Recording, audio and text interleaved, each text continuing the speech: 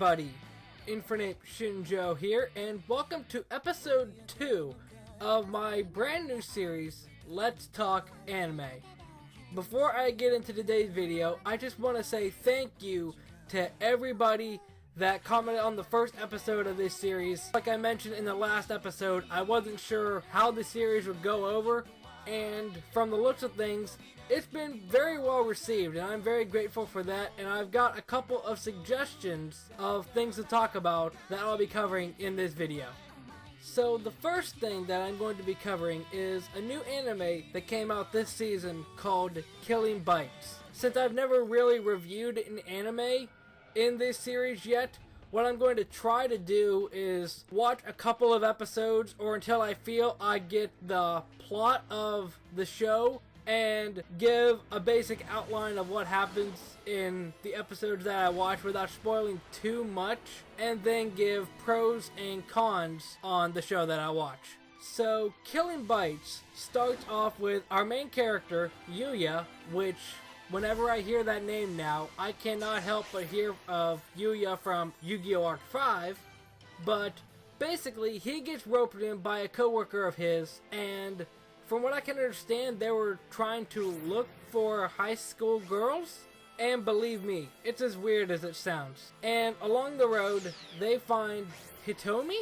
I'm not sure if that's exactly the pronunciation, but I'm going with it anyway. And so basically, Yuya is the driver, and they're doing very inappropriate things, or trying to do inappropriate things in the back. Yuya is basically the getaway driver in all this, and while that's not exactly the correct term for this, it's about as equivalent as I can find of a word.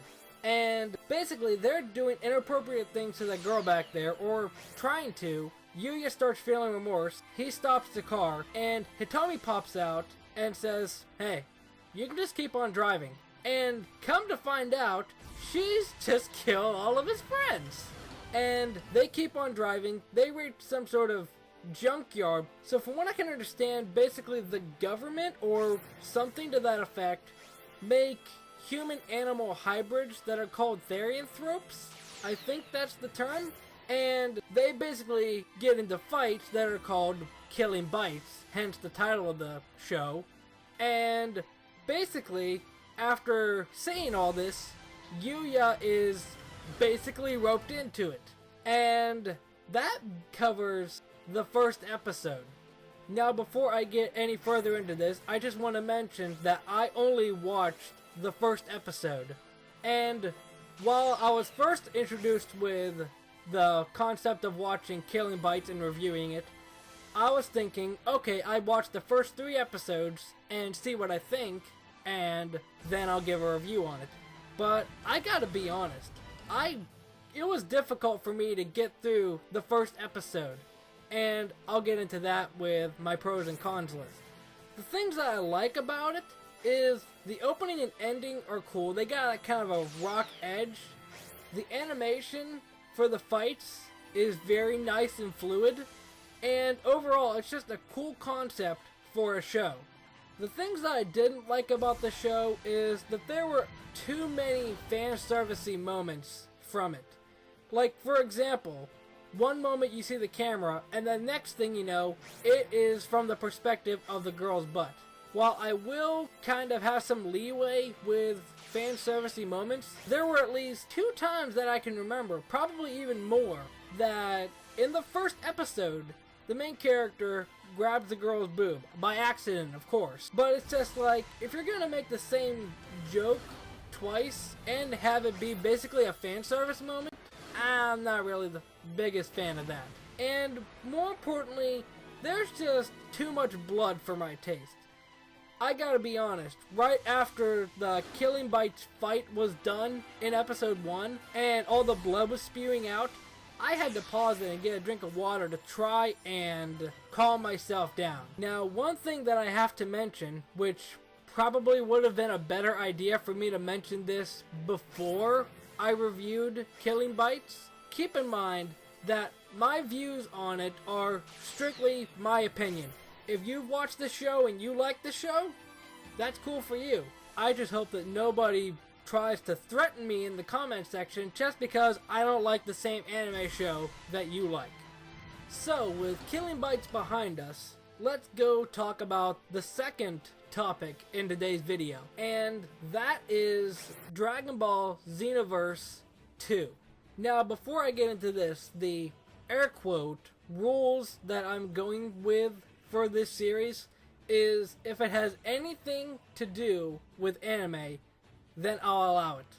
I'll probably have some sort of rule chart or something in the description of this video because it'll be easier than me trying to explain it. And second, I haven't played Dragon Ball Xenoverse 2, so this is coming from the perspective of somebody that hasn't played the game, but this person wanted me to talk about the DLC Pack 3 that's going to be coming up soon. I did check on a link. I'll provide that link in the description.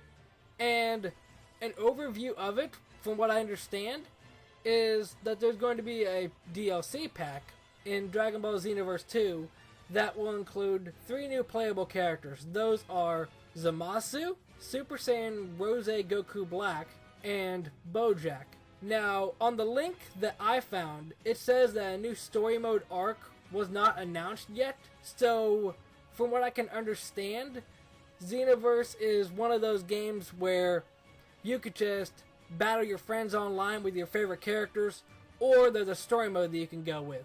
But my thoughts on this is I'm very interested in this. Not for me personally because I haven't played the game, but I'm curious because they're adding in Zamasu, Goku Black, and Bojack of all characters.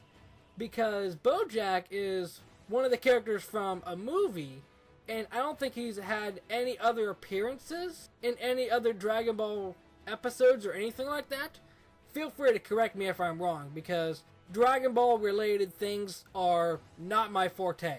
But I just find it kind of interesting that they put Zamasu, Super Saiyan Rose Goku Black, and they just throw Bojack in there.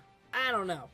And finally, to wrap up this episode of Let's Talk Anime, I am going to suggest another anime for you guys to watch. From the last episode when I suggested Gakko Garashi, there was one person that said that they were through episode 5 at the point that they commented, so I'm not sure if it was me talking about it that drove them to watch it, or they decided to watch it on their own. But regardless, it's just cool that more people can talk about anime that aren't really as well known as ones like Attack on Titan or Dragon Ball Z, Dragon Ball Super, since I just mentioned about Xenoverse. What I'm going to try to do when I suggest anime in videos like this is make it an anime that not many people talk about. Because my videos will be bland if you would just hear me talk about shows that you've already heard many other people talking about. So, today, I'm going to be serving up sweetness and lightning. It's a pun, because the show is about food. Nobody probably got that.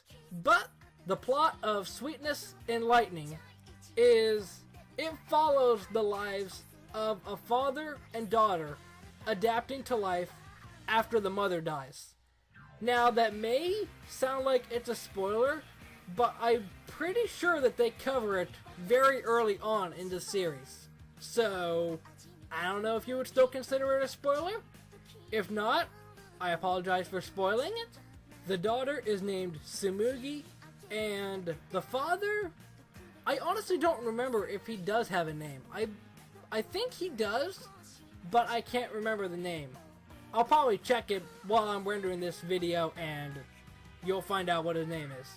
But basically, the plot starts when Tsumugi wants to eat out one evening, and they find a place that is basically barren, and there's one person working in there. Her name is Kotori. She explains that her mother is famous in some way, and as a result of that, she isn't home a lot. After Tsumugi wants food, they decide to eat there for the night, and it eventually becomes a tradition that they go there every night and they all pitch in and help make the meal together. And there's one meal per episode, so 12 meals. I would highly advise, if you're considering to watch this anime, do not do it when you are either eating or are hungry. Kind of in that middle stage right after you eat before you eat again, because it's going to make you hungry if you haven't eaten. Let me just say that. Also, one more thing to note, Tsumugi is so adorable. If you need proof of that, I'm pretty sure I can find you proof right here.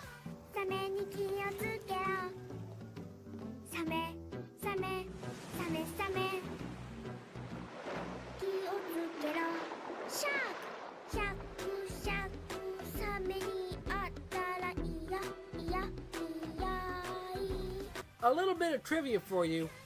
I saw that clip on Facebook even before I made this YouTube channel, even before I watched Sweetness and Lightning. That when I started watching Sweetness and Lightning and I got to this episode, I realized, oh, that's where that clip came from.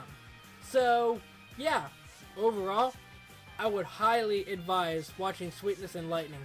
Honestly, Tsumugi just makes the show that much better, which is why she's basically become the face of my thumbnail and my layout when I'm streaming from now on. And again, do not eat or be hungry while you're watching this. So that's episode 2 of Let's Talk Anime. Let me know what you think. Have you watched Killing Bites? Do you like Killing Bites?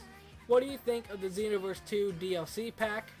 And am I wrong with everything I said about Killing Bites and Xenoverse 2? Am I wrong about the whole thing with BoJack being a movie-only villain? I don't know. I'm just doing this off the cuff without much looking on the internet, so I'm not sure if that's a good idea. But more importantly, let me know if you are going to watch Sweetness and Lightning, because if you are not a little bit interested about watching it after seeing little Tsumugi walking on the road, then I'm afraid that you have no soul. Once again, thank you for watching. Make sure to leave any suggestions on anything that I can talk about in a future video down in the comment section, and I will see you in the next video.